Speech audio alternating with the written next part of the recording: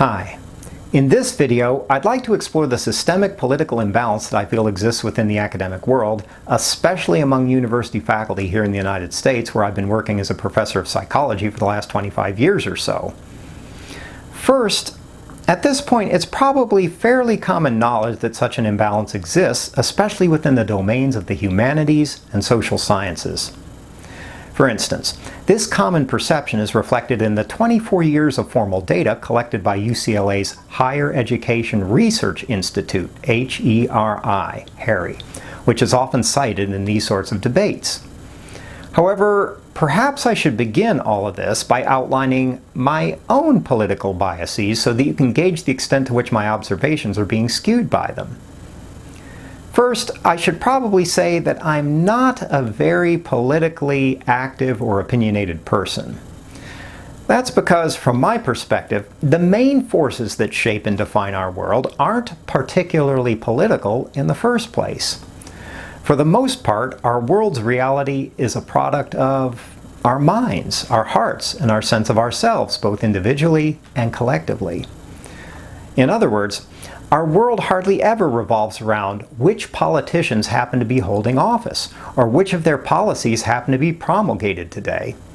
Sure, all of that is inevitably a part of our world, but from my perspective, it's a relatively minor part whose importance is almost always overrated in public affairs. That's because politics and policy hardly ever affect us where we actually live and breathe, at the level of life itself, which is ultimately the source of our world's reality. For instance, politics hardly ever helps us to say a sacred vow to each other, or to the universe more generally. And it seems to me that any genuine betterment in our world must issue from that source, rather than from what Politico A or Politico B says or does.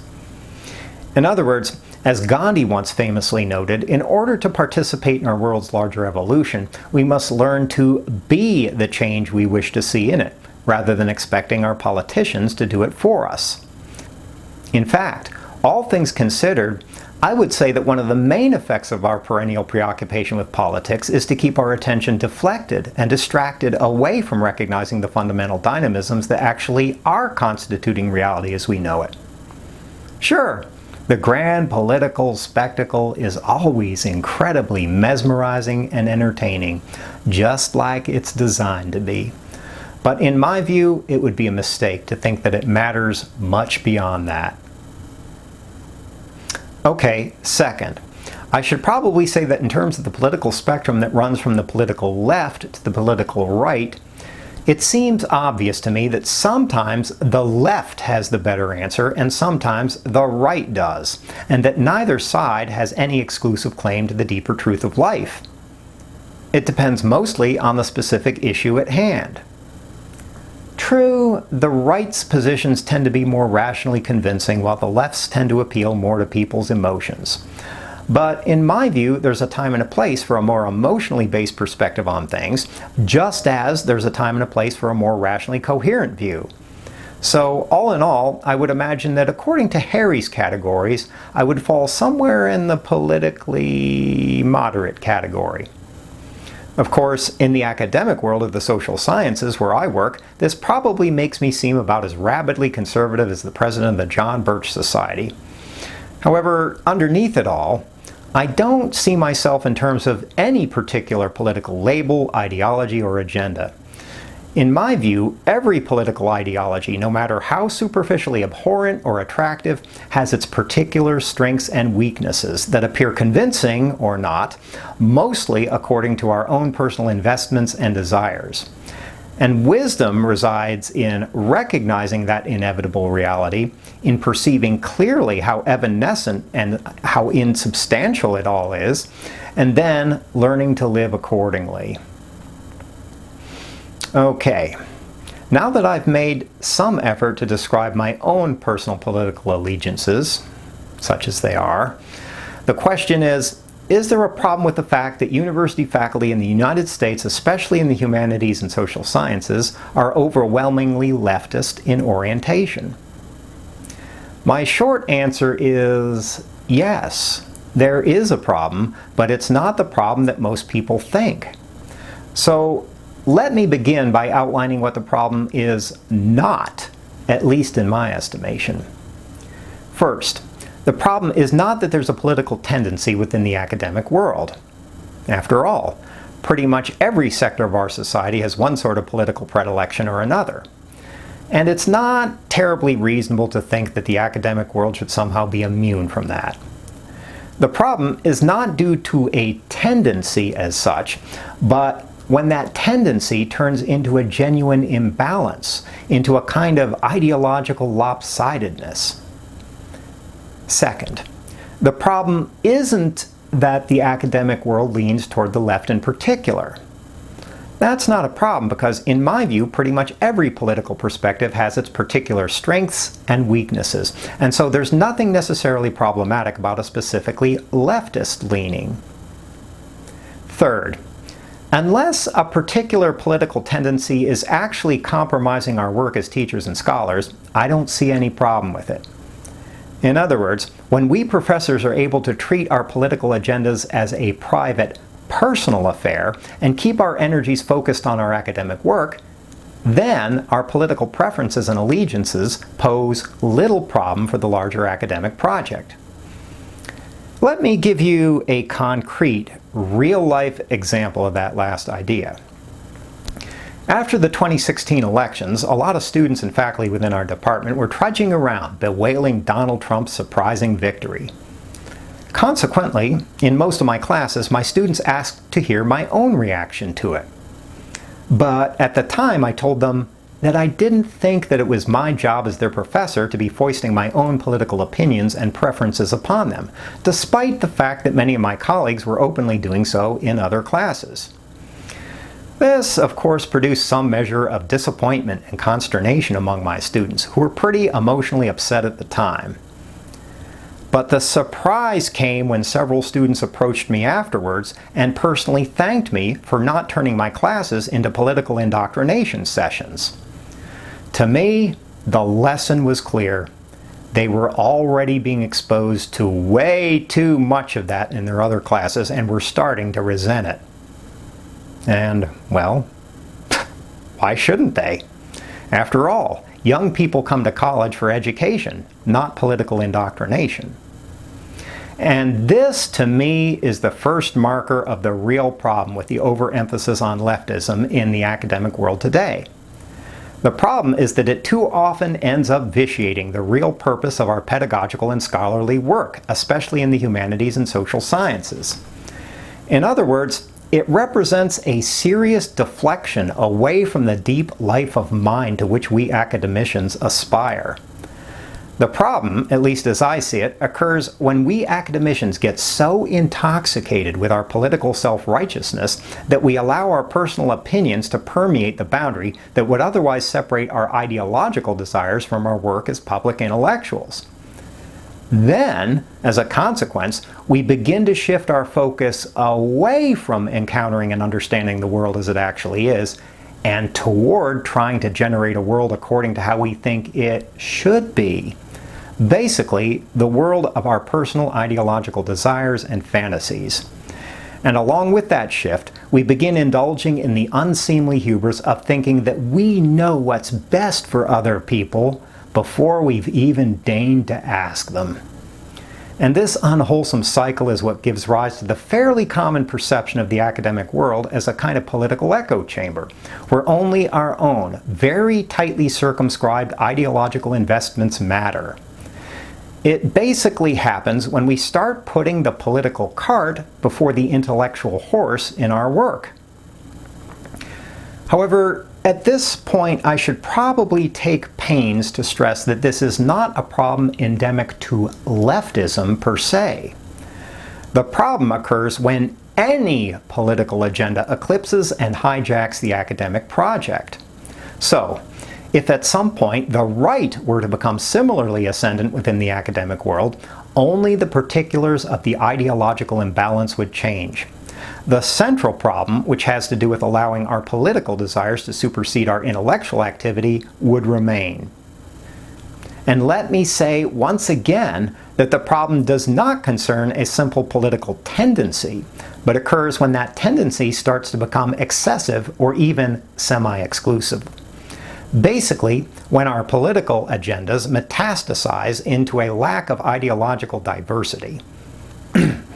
Of course, in academia, we pride ourselves on advocating and at least striving for diversity in all of our affairs. And we love to speak solemnly in the jargon of diversity and to extol its virtues whenever possible.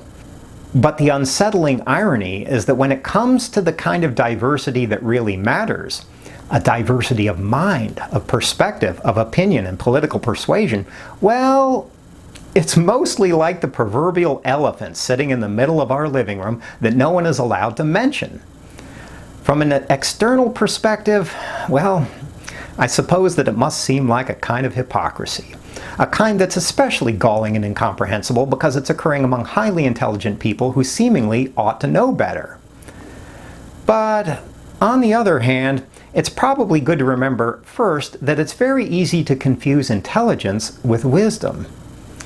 Just because we academicians are intelligent doesn't necessarily mean that we're actually wise, or that anyone should be taking us too seriously. And more to the point, it's an incredibly human thing to proclaim our values the loudest when we're actually very far from embodying them in our own lives and affairs.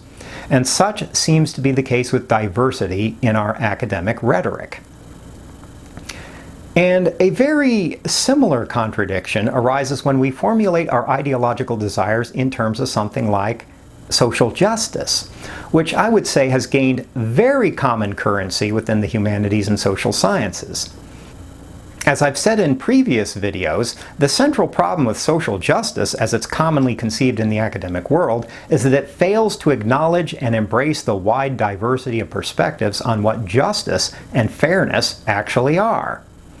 After all, I'm pretty sure that Vladimir Putin has one definition of justice and fairness. Adherents of Sharia law have another. Christian fundamentalists have yet another, and members of the Tea Party have another still, etc., etc. The point, of course, is that justice is very far from being a self-evidently desirable, singular idea in our world, as proponents of social justice frequently try to make it seem. And so, at some point, the question naturally becomes, exactly whose definition of justice is the one that should be imposed on everyone else in the world in the name of, quote, social justice? The answer, as it issues from the academic sector of the social justice movement, seems to be, well, it's our own specific idea of justice, which we take to be correct and beyond dispute, mostly because it expresses and promotes our own predominantly leftist values and ideology. But of course, the problem is that the world contains a much wider diversity of values and ways of life than that. As the old adage goes, one man's meat is another man's poison. And so it is with constructs like justice and fairness. And consequently, the contradiction embedded in the social justice movement is that while it seeks to extol the virtues of diversity, it also attempts to stifle any perspective that is diverse enough to deviate substantially from its own. And so, it turns out that social justice is not nearly as altruistic and self-evidently desirable as it seems on the surface. Underneath all of the righteous indignation lies a sizable self-serving element, especially insofar as social justice almost always ends up aligning with its advocates' preferred leftist agenda. But let's get back to the more general problem of leftism in the academic world. In that regard, I would say that the whole malaise of academic political imbalance becomes particularly debilitating when it affects the humanities and social sciences specifically. That's because those are the sectors of the academic world devoted to understanding ourselves, to fathoming the meaning of the human condition. In that regard, I would say that the humanities and social sciences are really the bedrock of the entire academic edifice. Unlike other areas of the academic world, the humanities and social sciences are not devoted primarily to solving some set of specific technical problems within a particular domain, or to hashing through reams of intellectual esoterica only tangentially related to the general run of life. They're the parts of the academic world whose insights would hopefully give us guidance and wise counsel as we move through our lives. The part of the academic world whose findings might consequently lend sense and significance to those produced by all of the other academic disciplines. So when the humanities and social sciences become distorted because of some sort of systemic political imbalance, it compromises the value of the academic project as a whole. It all becomes a little more than a pretext for just another cheap political sales pitch, just another mass of ridiculous, self-serving, quasi-religious falderall. And that would be fine if it were all we expected from the academic world. But the reality of our age is that we frequently look to academe, and especially to education, to be a force that countervails our world's unbridled imbecility, violence, and self-destruction. But the thing is, that's not likely to happen if academe has allowed its heart and center, its will to encounter and understand reality as it is, to degenerate into a glorified focus group for someone's political agenda. Okay, at this point you may be wondering, as I frequently do, how any reasonably intelligent, sensitive person could find academe's political lopsidedness desirable or convincing. I suppose that it's now become somewhat commonplace to attribute a lot of that to the influence of postmodern thought within the academic world. The Canadian psychologist Jordan Peterson, for instance, seems to place quite a bit of stock in that view. However, to me, this account seems at best crude and oversimplified. First, that's because it involves only a partial and very selective view of postmodernism. While I would say that postmodernism's latter-day acolytes do tend to espouse a leftist and, to an extent, neo-Marxist agenda, it seems much less clear in the case of postmodernism's seminal texts, which most of the time don't seem specifically fixated on Marxism and its variants. Moreover, in its eagerness to regard postmodernism as the intellectual boogeyman of today's academic world, this account is usually unwilling to recognize the positive contributions of postmodern thought, which reside not in the array of leftist prescriptions that have evolved out of it, Peterson's right about that, but in its simple descriptive reportage about the state of our world, which personally I find to be reasonably apt and accurate a lot of the time. So the attempt simply to demonize postmodernism, or at least what its modern acolytes are doing with postmodernism, seems mostly like a way of shooting the messenger while neglecting the actual message, which has mostly to do with describing our world's overarching trajectory.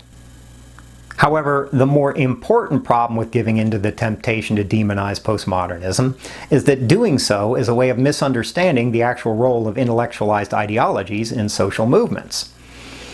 As I see it, we human beings rarely change our basic desires, values, and attitudes just because someone has managed to formulate a clever and/or bewildering intellectual argument somewhere. Instead, what we usually do is we find ourselves desiring something first, and only then do we look around for an intellectual argument to validate and justify what we already want, and along with it, how we already want to see the world. So I would say that the academic universe has become inordinately leftist and even neo-Marxist, not because of postmodernism. Rather, the academic world has used postmodernism as an intellectual justification for seeing the world as it's wanted to all along.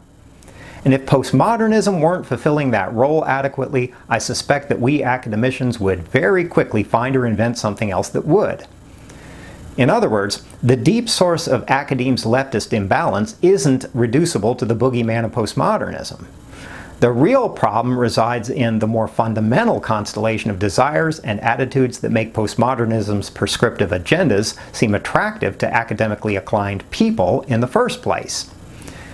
To paraphrase Shakespeare, our fault, dear viewer, lies not in our ideological stars, but ultimately in ourselves. However, on a somewhat more intellectual level, we still might ask about how an inordinate preoccupation with leftism is rationally justifiable in the academic world. Obviously, in my view, the actual justification has very little to do with justice or fairness, despite the fact that these constructs appear frequently within our academic rhetoric. As we've seen, that's because people's ideas about justice and fairness are in reality far more diverse and arbitrary than we academicians usually make them seem. Moreover, since our own definition of fairness and justice almost always accords with and supports a specifically leftist agenda, it seems likely that most of the hue and cry about justice is really just a covert way of promoting leftism. So, if it's not really plausible to justify our leftist academic imbalance in terms of justice and fairness, then what would be the strongest defense of it? In my mind, the strongest argument would go something like this. Well, hasn't the academic world, at least in its Western form, been politically imbalanced all along? Especially insofar as it's historically been almost entirely an expression of a very white, very male, very Eurocentric and heteronormative crypto-political worldview. All we're doing now is insisting that a very different political agenda should be given its chance to run the show, or at least compete on an equal basis. Not because it's particularly fair, which, after all, is very relative and arbitrary, but simply because we covered the kind of power and influence you've been enjoying all along. Of course, leftists in the academic world rarely make that sort of blunt, "we just want what you guys have" style argument, mostly because it omits the hand-wringing rhetorical lamentation about fairness. However, to me, it seems like a much more logically potent argument and much more honestly forthright about the actual reality of the situation. The obvious fact is that the Western Academy has been defined and shaped historically mostly by a very white, very Eurocentric, very male, and cisgender worldview, and is, to an extent, an expression of it. In that regard, I would say that this line of critique is recognizing a genuine shortcoming within the historical trajectory of Western intellectuality. And insofar as it has been historically co-opted by these sorts of quasi-political distortions, the academic world actually has fallen short of its deeper purpose and direction. And at the same time, it would seem natural for people who feel disenfranchised from that world to covet its influence and power and do what they can to arrogate it for themselves. So, the justification seems reasonable and compelling, at least prima facie. However, I would also say that trying to correct one historical imbalance within the academic world by introducing a new ideological imbalance that's supposed to correct it is an exceedingly dubious strategy for genuine improvement.